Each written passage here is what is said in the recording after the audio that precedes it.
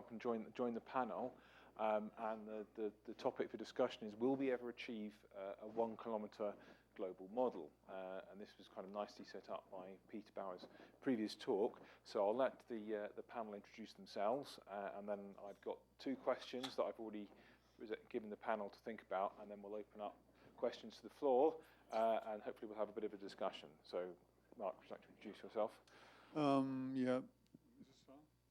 Everybody hear me? Yeah.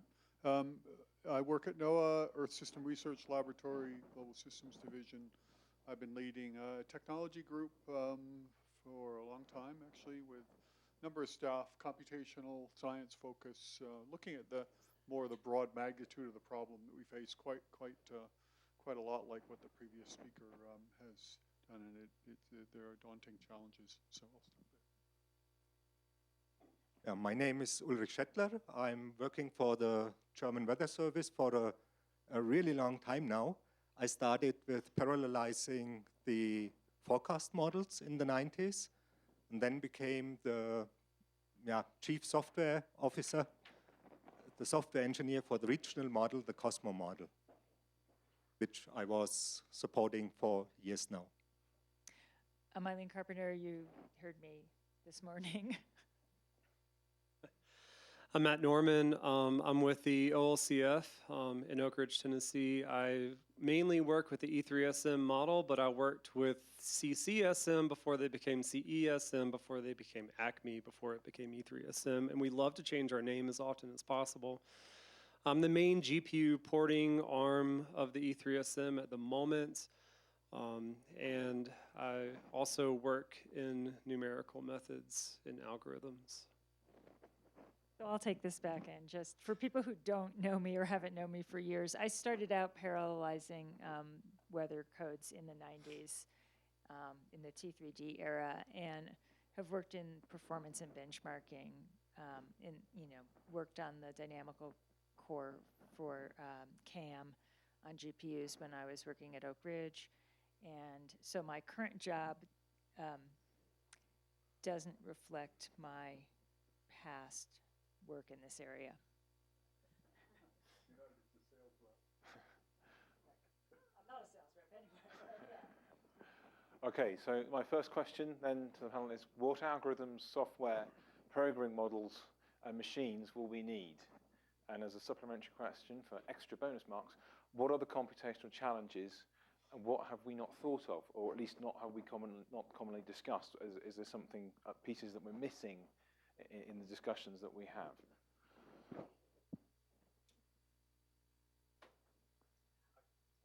I'll take one of those, and that is that Peter Bauer was the only person in this workshop who talked about the huge data problems that we're going to have at high resolution. I mean, we heard a little bit about that peripherally from a couple of talks, but this is a serious challenge, and I think the community, as far as this workshop, tends to underestimate it.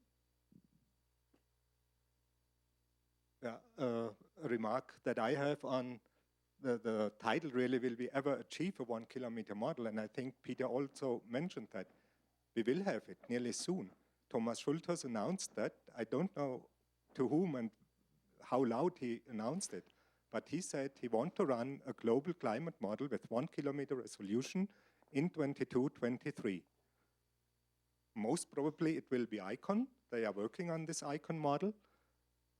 Yeah, and with grid tools, it will run also most probably on GPUs, not clear which computer. And yeah, what are the challenges to do that? I think the challenges are the same that we faced in the 90s. You have to find the parallelism in your code, and you have to dig it out. And the challenge today is you have a variety of tools for that, and a variety of hardware architectures, which might require even different optimization techniques. And a historical remark, when I started 25 years ago, they told me, oh, that's a very, very complicated problem. This domain decomposition and parallel, no, it was not. But if I take a look to today's problems, I think these are really challenging. So I think, will we achieve a 1 kilometer model? The answer, in my opinion, is it depends on which application you're looking at, weather or climate. I do not believe climate will by grid refinement ever. Weather probably will, but they'll be scraping the bottom of the barrel to get a decent utilization of the hardware. The reason is the main computational challenge is the idea of throughput. We have to run the model at a certain speed. And if you hold throughput constant, because of our time-explicit time step reduction with grid refinement, the workload per node cuts in half for every 2x grid refinement.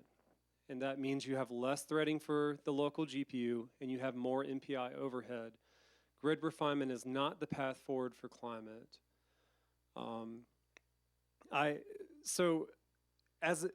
What we need from algorithms, one thing weather has gotten away with so far is not having to parallelize within the vertical dimension for physics. Cosmo doesn't do that now, and they don't need to at the moment. I have a feeling that once you guys go down to 1 kilometer, that will probably have to happen. And it is painful because there are a lot of loop carry dependencies and even prefix sums in the vertical. They're not fun to handle, and there's no good way to handle some of those at the moment. One of the things that is absolutely killing us is latency. Every MPI communication is becoming smaller as you scale out, and you're not flooding any of the bandwidth on there, and you're paying for that initial cost to get from point A to point B. And that's one of the few things that's not changing on new network fabrics. And to make it worse, a GPU is adding 2 extra hops in there that generally triples the cost. So if you're latency exposed, an accelerator will decelerate your code. So we gotta think about that. As far as algorithmically, we need larger time steps, so we sync less often and communicate less frequently. And the way we can do that is ideas like Lagrangian, which doesn't apply to dynamics because you would end up with mock, spheroids and cones, which we really can't resolve. But at least for tracer transport, Lagrangian makes sense. Maybe, Ader type methods, if there's a way we can advance it more. You could try to consider a multi-level approach where you have the synchronization happen on a coarser grid and then you iterate on a finer grid within that. It's kind of like superparameterization, but without the periodic boundaries. That could be a disaster too. I have no idea. We need to think about ideas of dimensionality reduction, which technically the only brute force way to do that is through AI and deep neural networks. But you're literally training them to cheat and give you the same or more value with less information. And so you have to be very careful about how you're training them to cheat and whether you're okay with that. But yeah, those are kind of the algorithmic ideas I have to overcome this challenge. The E3SM, we ran our superparameterization at 2 simulated years per day at 1.7 global kilometer grid spacing in full 3D. But we got there by cheating in 2 ways. Number one, we don't have MPI because the cloud resolving models don't communicate directly. And number 2, we used something called mean state acceleration, which made the model run technically 5 times faster than it otherwise would have. So if you take those 2 optimizations out, we really only ran at maybe 0.25 simulated years per day, which is almost good enough for weather. So that's why I think weather will totally get there through grid refinement. I see no reason why they wouldn't. That's my perspective on it. So for the last couple of years, I've been looking at the constraint we have for operational weather prediction, which would be 240 days per day as the benchmark for the requirement for weather prediction to run at NCEP. And that imposes the constraints as was explained earlier, is that you have to complete the work in a certain amount of time. The amount of work per processor is going down. The importance of the communication between processing elements is generally increasing, so the percentage of time you're spending communicating is becoming a bigger and bigger problem as we go forward. The other thing to bring out here is the cost. So if you think about computing today, The computers that we buy are in the order of, for our prediction models, you think about 40,000 processing cores today on a traditional machine. The facility and everything else is about $10 million when you're done with that. If we have to increase our computing for operational weather prediction to be, for a 1 kilometer model, 1,000 times that, then we're looking at an enormous price tag for this, given the way that the models have been written today. So, of course, as the other speakers here have talked about, how do we make the models more efficient so that we can cut into that in a meaningful way? I don't know that we can cut into it in a very significant way, but we certainly have to try and expose parallelism at all levels. We have to look at algorithms that can reduce the amount of communication that are required, look at implicit time stepping that are somewhat limited and got their own set of problems. We have to look at how we can link assimilation in more directly with the model forecast itself, and the role of I/O, as was talked about in a number of contexts here in this conference. But the role of I/O is, what information does the end user actually need?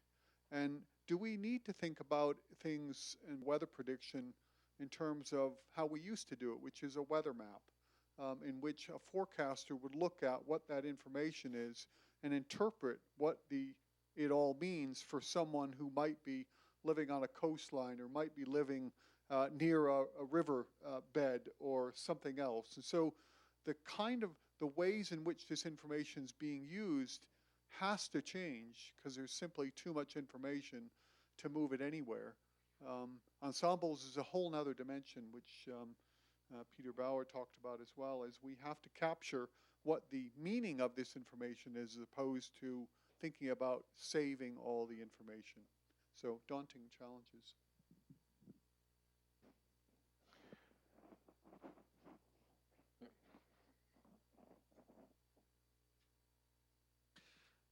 I was wondering, do you think that task level parallelism of the sort that folks who are working on Legion and other projects will play a significant role, or do you think that that is more or less a dead end?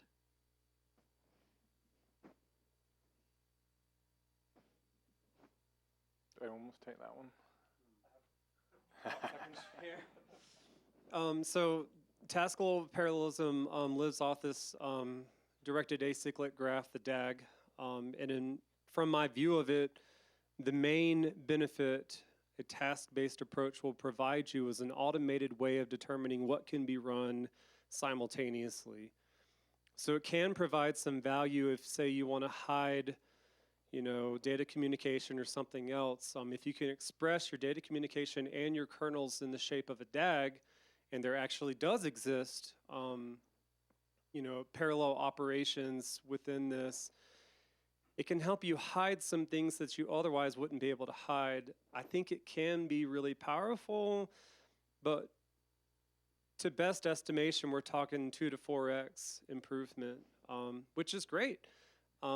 It won't be enough alone, but I do see some value in terms of identifying where we can do things at the same time and hide things like MPI latency and PCI Express / NVLink.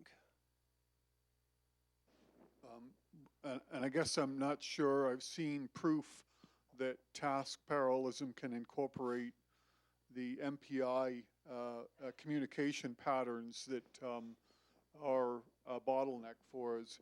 So much of what we think about when we think of optimization is optimization of compute on a processor, and that's great, but that is only part of the game. And I don't know how tools and how I think about wave fronts or ways in which processes in a more data parallel architecture could be applied more effectively. But again, I think there's problems in synchronization in the way that we are approaching this problem that are self-limiting. So I don't know. Task parallelism, as you said, we might get some benefit out of that, but it's not going to help us in the bigger types of problems that we are trying to solve. Right? And at least with this task parallelism, you're adding another level of complexity. So it's not only a technical change that you do for optimizing your model, you would have to change things like if you want to run radiation extra, how to decouple really, do you have to change your dynamics physics coupling and these things, which makes it really hard. I think it's worthwhile if some groups try on it, and we can't say at the moment that it's really a dead end. At least I won't say that. We have to see, and yeah, perhaps if it turns out it is a dead end, at least it was an interesting task. So I just kind of want to make an observation, and that is that it seems like in Europe there's a plan and a bunch of confidence that this is achievable, and that in the US there is skepticism. And I'm wondering, why is that? Is that a cultural difference? Is that the way projects are run and funded? What leads to this difference in view? About Legion or about? No, about the feasibility of doing big things like 1 kilometer, or as a proxy for doing big things using the term 1 kilometer. Well, I'll take it as, some of the cultural things that have something in our own country, which is a reluctance to embrace big things today. If it's a big,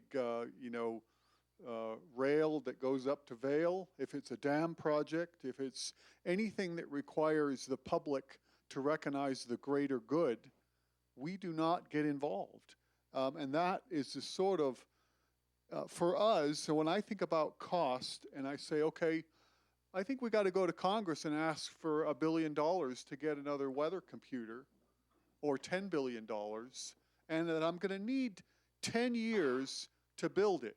I'm going to need a concerted effort. This is what the Europeans have done very well over the years, is they believe in their government enough to support and sustain funding long term. The interstate highway system, it isn't like we haven't been there before, but we no longer talk in those terms.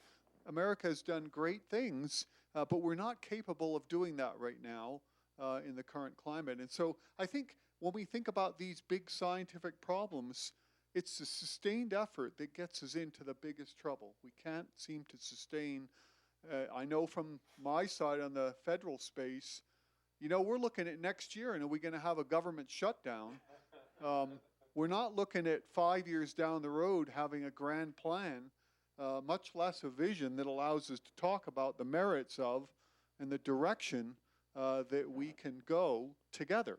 Instead, we fight one another. So being the only European guy here on this panel, I don't know how really to answer that politically correct. Looking at the single persons who have these ideas running 1 kilometer, Thomas Schulders at least has been educated here in the US for a long time.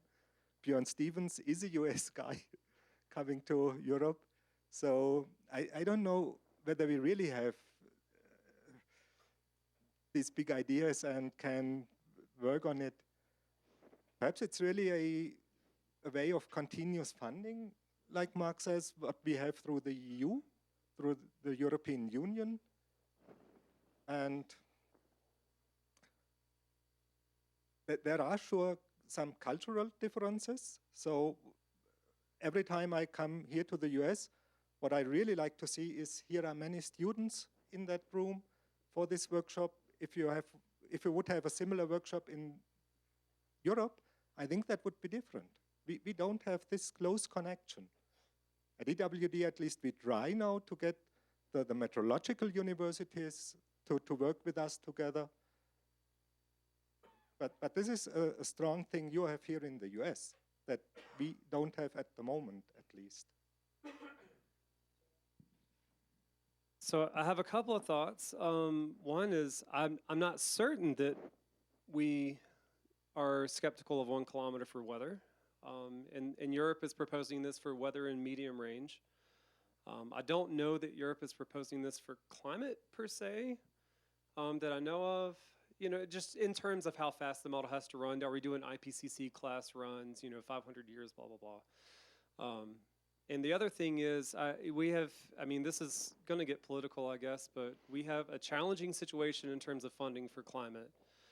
And I feel like program managers have to kind of play it close to the vest.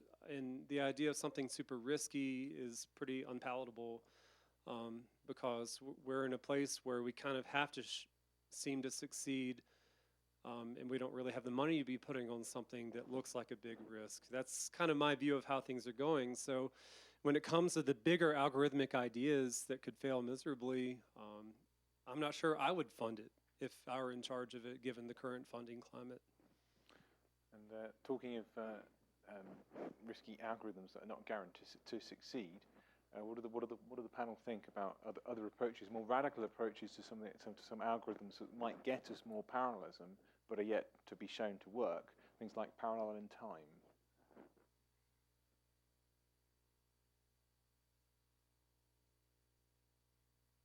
Parallel in time has not been shown, yeah, it hasn't been shown to give much bang for your buck in terms of resources given versus speed up.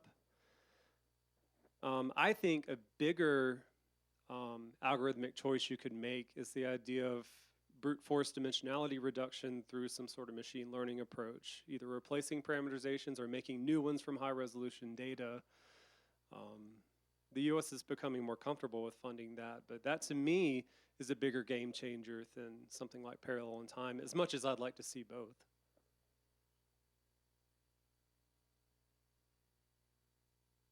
Well, so at this workshop, I saw some things that made me think about the concept of self-learning.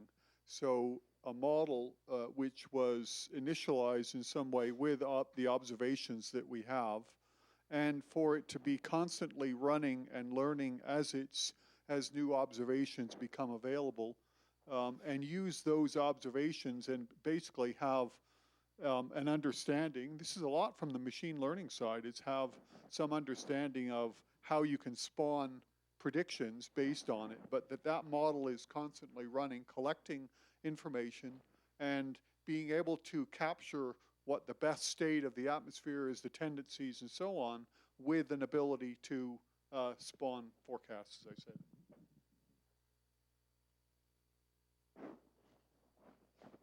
Okay, Stan. Question from Stan. Sorry, I had a question maybe related to some of Matt's comments. And I'm sorry, I'm a mechanical engineer, so it's going to be very simplistic, but is a uniform 1 kilometer really necessary to achieve all the value that we want from the cloud resolving and so forth? We get away with some variable. As I have the microphone, I would be the first one to answer. But I'm only a technical guy, so scientifically, I cannot really judge about that. You have heard what Peter said in the beginning of his talk, so he had some reasons that you might need a higher resolution. He showed the Arctic. You sure want to have higher resolution also in the tropical regions. So I'm not sure which region you can cut out of that.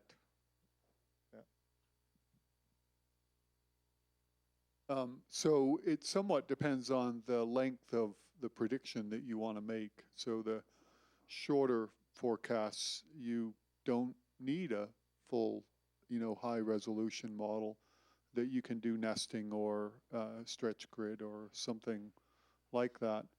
For longer duration, which is 3 days and beyond, it becomes more problematic not to have a consistent representation of the information that's flowing across your grid. There's instabilities, and the model, nesting doesn't feed back necessarily well, or an equivalent with different resolutions. But these are all choices that we've always had to make when it comes to designing our models, deciding on what formulations to use, what type of grid and how we represent the Earth, what fields that we want to interact, and parameterizations and so on, is that it always becomes an issue of trade-offs. And so for some, they might say, well, nesting is a perfectly good solution, and that it solves the problems that we care about the most. Ensembles is another a choice that we have, and we capture probabilistic information. All of these come with a compute cost. We could sacrifice the resolution itself and say, well, we're going to do better by having more distribution of probabilistic information, or so on. There's going to be probably scientists that would say nesting is a very good choice, and that is the right way to go. But it ends up being trade-offs. I think if you have one application in mind, arbitrary grid refinement is a great option for getting something, more bang for your buck.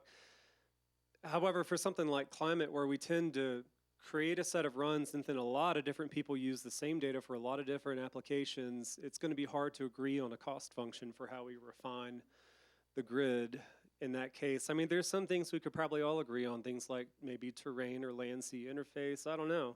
Like, I think we could probably make some reasonable compromises, but you don't want to burn 1 billion core hours on some giant exascale allocation, and it's only usable for like one application, So I think it depends on the scale of what you're looking at and how general you want your users to be with the data.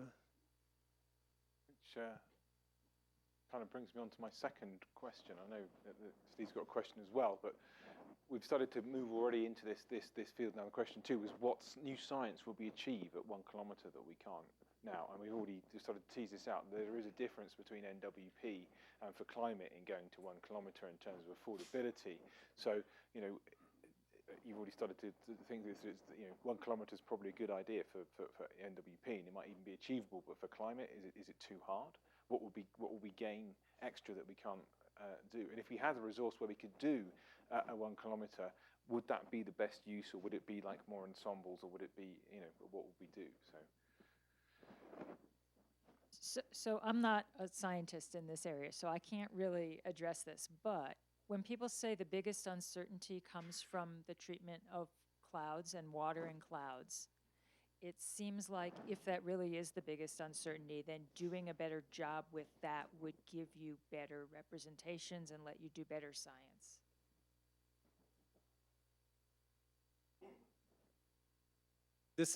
I'm not the best qualified to answer this. I do want to emphasize that we don't know that resolving clouds is going to make a better climate or resolve the uncertainty that we associate with explicitly resolving clouds. This is still a question mark and a hypothesis that's going to have a very expensive test.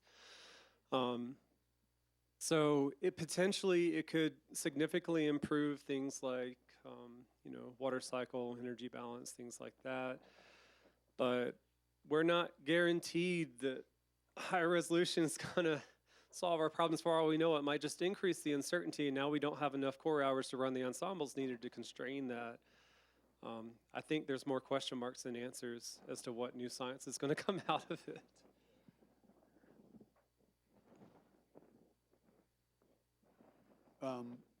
Well, I think that we tend to focus in these discussions on the model itself and not on the assimilation, which, at least for weather prediction, if we don't get the initial state of the atmosphere right, then our weather prediction is not going to be any good. And there's many that believe that far more attention on the assimilation, on its efficiency.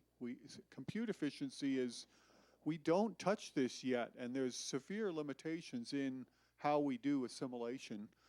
We know that there's tremendous amounts of extra data that's being observed in our Earth system that we can't use, and new observing systems available. I think there was one speaker that talked about, maybe it was Peter that was talking about cell phones and other devices that people have that pick up environmental information. Our satellites are thousands of times more powerful and capable than what we can possibly assimilate. And so we don't do a good job getting the initial state right. And so, yes, we want to focus on higher resolution, but garbage in, garbage out, you end up with something that is running super accurate and shows really pretty pictures, but it is not right. I fully support what Mark is saying. And hoping that we once can solve this problem, there sure is a new science that, or perhaps it's not so new, there is a science that we want to learn and that we want to know of with this cloud resolving, the water cycle to get it right. In limited area modeling, in NWP, we do that, I think, for a decade or even more than a decade now. And still, every now and then, our forecasters come to us and say, hey, you missed another convective system here. So sometimes I think we are still at the beginning of working in that field. And perhaps sure, it's a difference whether you do it globally or only in the limited area model. But once, even if you don't have it right in the limited area model, I think this is where we can go first. At least this is what we do at DWD in numerical weather prediction, not climate. So climate in Germany is the Max Planck Institute. So globally, we do not even go to a higher resolution. We have 13 kilometer at the moment. And then we do this nesting techniques, go down, and in the limited area, we are running now with 2 kilometers. In Switzerland, even with 1 kilometer. In the mountains, they want really to use this very, very high resolution. And I think here we can really do the science even for the next years. Okay. Steve, you had a question? Well, this is motivated by a discussion over beer yesterday, or last evening. Well, the notion that numerics are also parameterized. So is there a factor of 2, I would argue, in, say, how we tune solvers, how the numerics changes with resolution? Can we use machine learning, or from our own experience, can we improve numerics and gain factors of performance there? And I think of my own experience with tuning, say, algebraic multigrid or Krylov methods. Is there a gain there, and could we use machine learning? No, I'm just going to go retrieve the microphone.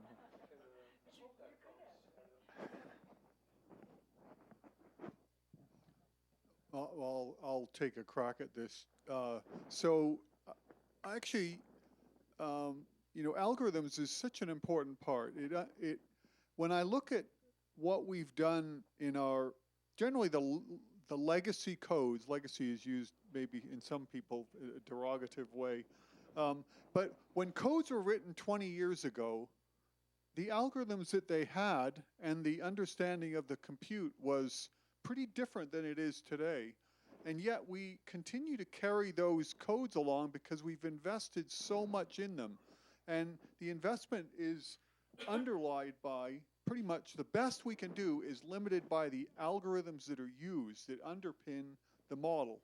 So it seems like if we have a very, a target with a timeline to make some improvement, we have to look at that first. That's the foundation. If we don't get the algorithms right, we will always be limited in how far we can go in that, which I think it's nice to see. It's nice to see Matt was presenting about this. It's nice to see that there are people that are doing these foundational studies, revisiting stuff that was done before at a generation when computing looked different than even it is today, that these kinds of things help us do better from the algorithmic standpoint. Whether we can map that over into machine learning is it's premature. We're having troubles with getting parameterizations to be stable and sufficiently capable of being used. When I think about a more complex problem that we're trying to solve, not just a limited parameterization, it's got way more dimensionality and it's harder to capture and even to know what the associations are between some observations and information that we have and others, and whether that needs to be included in the soup of machine learning. I heard 2 questions from what you asked. One was, how can machine learning help performance, and how can machine learning help tuning parameters in the model, which I think of as accuracy. And there's already been work that's been done, some of it here at NCAR. There was, I think, even mentioned in a talk, about, I think the one here used principal component analysis from global averages to see if there's, differences in the model, stuff like that. Presumably that same sort of thing could be used to compare a model's result against some baseline that you expect. But developing a cost function that a machine can understand, I think, would be complex, but I think we should do it anyway. And then there's also the fact that it takes a certain amount of time to run the model for a certain amount of time. So we could probably do hindcast for days and tune the model that way automatedly. But what are the long-term effects on climate? That's not going to be an easy thing to tune, you know. And right now we look at it with a human. So will a machine make different choices? And if it does, then why would be really interesting.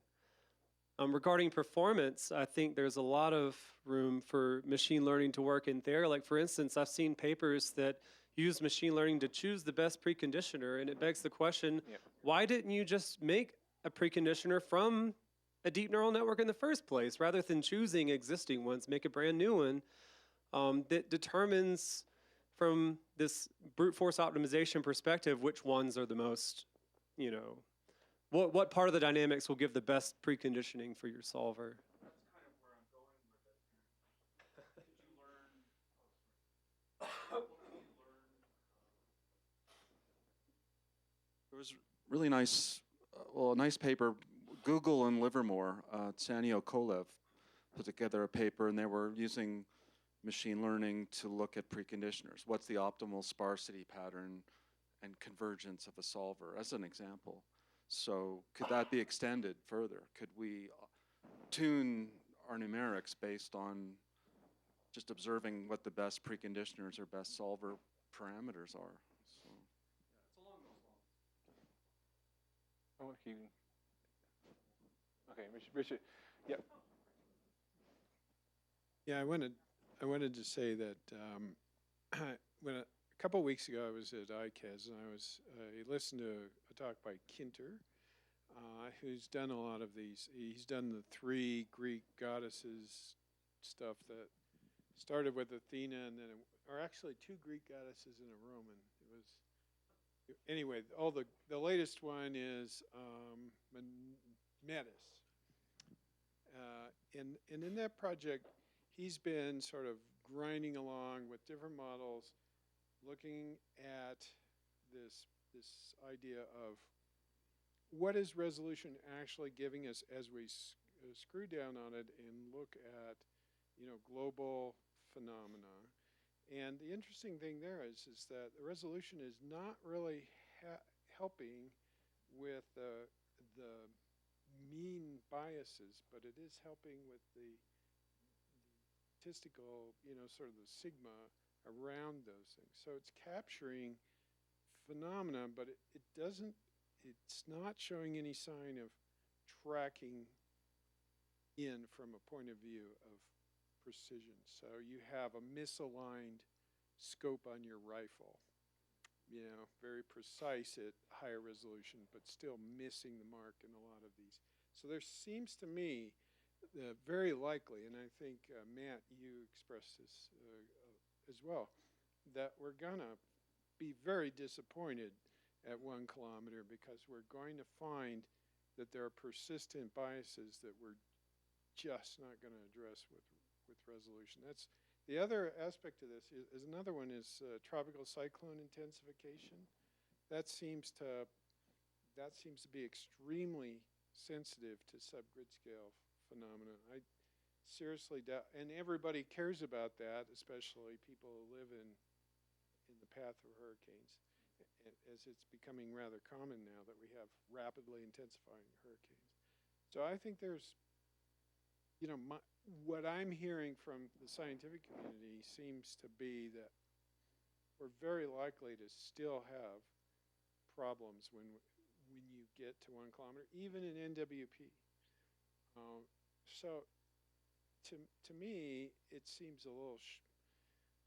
The problem with setting a goal like this is that you know there's a very good chance that you'll just not find out very much, and at very great cost. So maybe, you know, I would counter the question with something like, and I think you mentioned this somewhere in here, is there something better we could set for a target? Like, we spent a lot of money to go to the moon to get a box of rocks before the Russians could get a box of rocks. And we learned something about the moon, but was that really the best use of money to understand the solar system in this 1960s? I mean, that's the kind of question I would ask about this. Okay, that's a good question. So we're going to run out of time, scheduled time. So we'll have like one more comment each from each member of the panel, if that's okay, and then we'll call that a wrap. I'm going to respond to Rich's comment a little bit. The thing that struck me, at least, well, around the world, really, is they've now started tracking the number of billion-dollar disasters. So billion-dollar disasters have some lead time. So a forecaster needs lead time so they can make a prediction in time for it to be useful. And as these climate-related or induced events happen, it pushes us to do better. And those are what, in the end, is what matters, is how well are we protecting our coastline, our people, property, our infrastructure, agriculture, insurance losses, other things. These are the questions and what motivates us and drives us. And so if you look at perhaps what UK Met did, and I think they did this very well in making the case for increased computing, was that they linked that with what we do. The science and the challenges and the computing are linked to the societal benefit. And when you see these things show up in billion-dollar disasters, it's natural, for humans to want to do better at that. And I think this is the case that we make, is that we try. And we try to do this given the limitations that we have, the limitations in the science and the computing and the budget. We're just going to do the best we can. And that's what drives us, I think, in terms of that. I said it at the beginning, and I think it really will be true. It was announced to run a global kilometer scale model, let's say perhaps only the atmospheric model. I think they can do it. Will it be meaningful for the community? Not at the moment. I think it's a demonstration, a pure demonstration. It can technically be done, but it will, for the science, not in NWP and not in climate, it will not help really much. There are many, many more problems that have to be solved before really running a meaningful system in that kilometer scale. We can investigate problems we have on a regional basis and can go on there. And even for that, we need perhaps faster computers. We need really to see, can we use accelerators? How can we use more machine power? And I think this will take us some time until we can go ahead on this way. So I just want to say that I love what Mark said. I think that that's really the important thing, more important than the science. And some climate work is motivated by pure science. Some climate work is motivated by trying to get people to change what they're doing. But I think we know that there's change happening, and focusing on how to mitigate that change or how to protect societies might be appropriate rather than pushing our understanding of the Earth system farther when it doesn't change the outcome or anybody's decisions.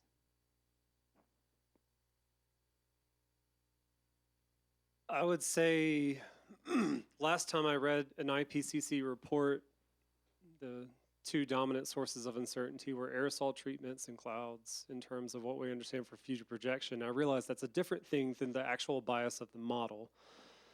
But if I had to say where it seems like it makes sense to increase, our computation, better treatments of aerosols and aerosol microphysics potentially. But there still exists the possibility that some of these bias are due to our poor treatment of clouds. And I feel like we've kind of saturated the deep, moist convection world with our attempts to make ensembles without actually having the information available. And while it could totally be unfruitful to go down to something like 1 kilometer, I think the possibility remains it could be fruitful, and I think it's worth investigating. But the only other thing I know from a report like IPCC that would have a big impact would be something like microphysics and aerosols. I don't know anything off the top of my head besides that. But wasn't Peter saying that that's one of the reasons why he wants to go to 1 kilometer, is to not to have to parameterize that stuff? Yeah, that was one of the motivations, yeah. So it would help clouds, potentially. Okay, okay. Right, we're not doing that. Yeah. Unless we get to an atomistic simulation of the atmosphere, where we still have turbulence. So, shall we? I think this is a sign that this has been a great panel discussion because we've overrun by 10 minutes, and we're not quite ending, and I'm having to stop us. But thank you. Should we thank the panel again for, I think, an entertaining and illustrative discussion? And then perhaps we should all just thank the organising committee as well. Don't include me because I didn't do anything, for organising a great workshop that I've certainly thoroughly enjoyed.